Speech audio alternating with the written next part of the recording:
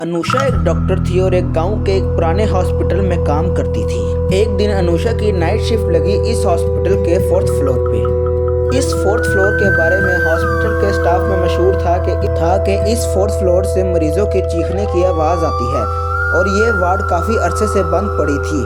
लेकिन अनुषा इन सब को झूठ मानती थी और इन बातों पर हंसती थी। फिर जब अनुषा इस फ्लोर पे ड्यूटी कर रही थी तो उसे एक अजीब सी खौफनाक सी आवाज़ आई। अनुषा ये देखने के लिए अपने कमरे से बाहर निकली तो उसने देखा कि उसके साथ वाले कमरे का दरवाज़ा अपने आप खुल गया है। अनुषा ये देख के काफ़ी हैरान हुई और उस कमरे की तरफ जाने लगी। अनुषा जैसे ही उस कमरे के अंदर गई तो उसने देखा कि इस कमरे के अंदर सिर्फ एक टूटी हुई व्हील चेयर पड़ी है। फिर जब अनुषा उस कमरे से जाने लगी तो फौरन उस कमरे का मॉनिटर अपने आप चल पड़ा और उस मॉनिटर के ऊपर लिखा हुआ था कि भागो। अभी अनुषा को सोच ही पाती इससे पहले ही कमरे के कोने से एक परछाई निकली और तभी ही पूरी वार्ड की लाइटें फ्लिकर करने लगी।